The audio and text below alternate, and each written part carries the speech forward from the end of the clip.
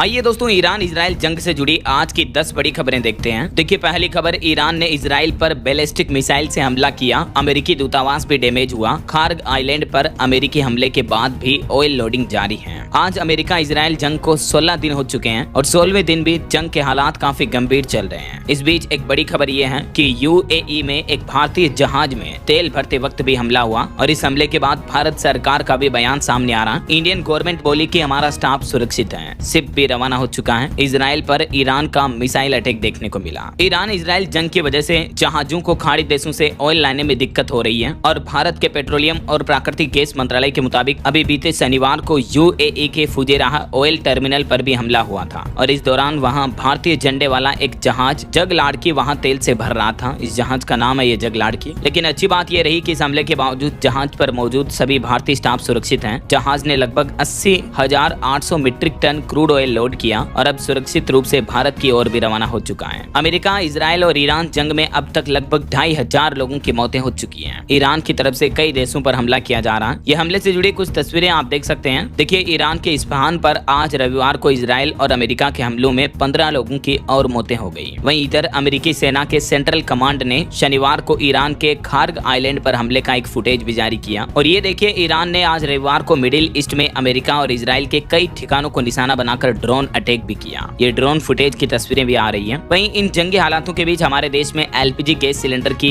किल्लत अभी भी देखने को मिल रही है। देखिए, सिलेंडर के लिए आज भी राजस्थान, बिहार समेत कई राज्यों में जाम लगा। देश भर में सुबह से ही लाइनें लग रही हैं। 950 वाला घरेलू गैस सिलेंडर ब्लैक में 3,500 रुपए में बिक रहा है। देखिए जरा, सरकार की चेतावनी के बावजूद भी गैस सिलेंडर की कालाबाजारी नहीं रुक रही है। अमेरिका इजराइल ईरान जंग की वजह से देश भर में एलपीजी संकट बढ़ गया है। मध्य प्रदेश, उत्तर प्रदेश, पंजाब, चंडीगढ़, हरियाणा, राजस्थान समेत अन्य राज्यों में सिलेंडर के लिए सुबह से ही गैस एजेंसियों और गोदामों पर लंबी लाइनें लगी हुई हैं। ये गैस सिलेंडर की किल्लत से जुड़ी कुछ अलग अलग राज्यों की खबरें देखिए आप। उत्तर प्रदेश के लखनऊ में एक रिसोर्ट से 88 गैस सिलेंडर जब्त हुए हैं कालाबाजारी के रूप में। वहीं यूपी कानपुर में भी एजेंसी पर हंगामा देखने को मिला। मैनपुरी में गैस के चक्कर में सास बहू में विवाद हो गया, थाने पहुंच गया मामला। यूपी में भी एलपीजी के लिए लोग काफी परेशान हैं। ये आज छठा दिन है कि गैस एजेंसियों के बाहर लंबी लंबी लाइनें लग रही हैं। इस बीच ये देखिए तस्वीर, कोंडा में सपा नेता विनोद शुक्ला ने सिलेंडर और गैस पाइपलाइन नाले में डालकर विरोध प्रदर्शन किया। और यूपी के जैसे ही राजस्थान में भी देखिए गैस सिलेंडर के लिए अलवर समेत कई जिलों में जाम लगा। एलपीजी सीएनजी स्टेशन पर ऑटो की भी लंबी लाइन देखने को मिल रही है। जूली बोले कि मंत्री भ्रम फैला रहे हैं। इधर बिहार में भी सिलेंडर क्राइसिस की ये तस्वीरें देखिए। पटना में सुबह 4 बजे से लंबी लाइन लगी। दानापुर बगहा में गैस नहीं बांटे जाने पर सड़क जाम हुई। बिहार में नए कनेक्शन पर भी रोक लगा दी गई है। पंजाब में भी गैस संकट का माहौल देखने को मिल रहा है। कुछ दुकानों से सिलेंडर चुराने की घटनाएं देखने को मिली। फिरोजपुर में 1600 रुपए में ब्लैक में बेच रहे गैस सिलेंडर। चंडीगढ़ में भी मारामारी देखने को मिली। इधर मध्य प्रदेश में भी एलपीजी संकट दिख रहा। सुबह से कतार में लगे लोग। इटारसी में कांग्रेस का अनोखा प्रदर्शन भी हुआ। नाले में पाइपलाइन डालकर चूल्हा जलाया और नारे लगाए। हरियाणा में भी गैस के बाद पेट्रोल डीजल की सप्लाई पर अब नजर है। सभी पंप संचालकों को आदेश दिया कि जरूरत से ज्यादा तेल न दें। डीजल की भी डिमांड बढ़ी है। और इन क्राइसिस के बीच एक बड़ी खबर देखिए, भारत से 45,000 टन डीजल खरीदेगा बांग्लादेश। फ्रेंडशिप पाइपलाइन से अप्रैल तक सप्लाई होगी। ईद से पहले ईंधन की किल्लत खत्म होगी बांग्लादेश में और ऐसे में बांग्लादेश ने अपनी ऊर्जा जरूरतों को पूरा करने के लिए भारत से अतिरिक्त डीजल इंपोर्ट करने का फैसला किया है। अप्रैल तक भारत से कुल 45,000 टन डीजल बांग्लादेश पहुंचेगा।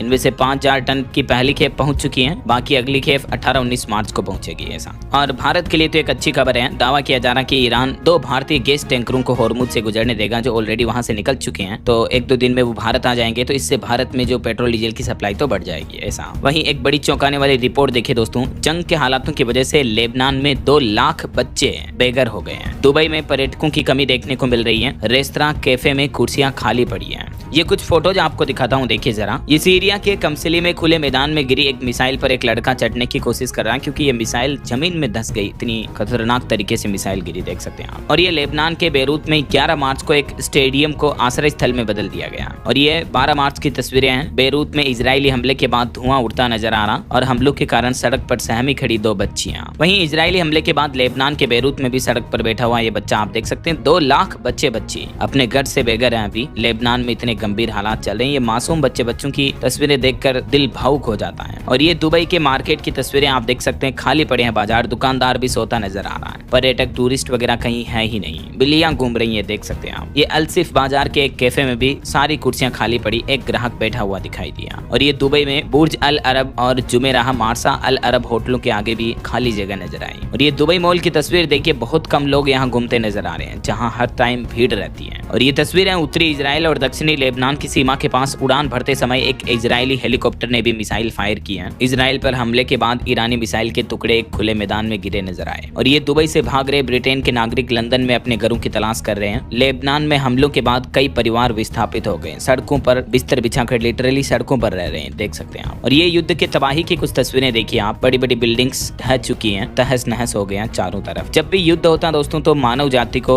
नुकसान ही होता है, लेकिन ये बातें सरकारों को आसानी से समझ नहीं आती कि मासूमों को कितनी पीड़ा होती है इन युद्ध की वजह से। इधर अमेरिका के राष्ट्रपति डोनाल्ड ट्रंप का कहना है कि हॉर्मुज स्ट्रेट खोलने के लिए दूसरे देश भी वॉरशिप भेजे हैं। मतलब अब ट्रंप और ईरान पर दबाव बनाना चाह रहे हैं हॉर्मुज रूट को खोलने के लिए। ट्रंप का ये भी कहना है कि ईरान की सैन्य क्षमता लगभग खत्म हो चुकी है। और अब अमेरिका के राष्ट्रपति डोनाल्ड ट्रंप ने चाइना, जापान और ब्रिटेन से भी अपील की है कि आप भी अपने वॉरशिप भेजो तो ईरान को डरा धमका करके फिर हॉर्मुज रूट खोलें। ऐसा मतलब देखिए, दादागिरी की भी हद होती है यार। और इस बीच खबर है, इराक में अमेरिका के ठिकानों पर भी शिया समूह ने हमला किया। पश्चिमी ईरान पर इजराइल ने आज एक और भीषण हमला किया। इधर पाकिस्तान अफगानिस्तान की जंग भी एक बार फिर से बढ़ चुकी है। पाकिस्तान में सरकार ने कर्मचारियों की सैलरी में 30% तक कटौती का आदेश दिया। नई गाड़ियां खरीदने पर भी रोक लगा दी गई है। और पाकिस्तान ने इस्लामाबाद में अफगानिस्तान के 2 विस्फोटक ड्रोन भी मार गिराए और अफगानिस्तान के कई सैन्य ठिकानों को भी निशाना बनाया। पहले पाकिस्तान ने काबुल पर एयर स्ट्राइक की थी, उसके बाद अफगानिस्तान ने भी जवाबी कार्रवाई में हमला किया।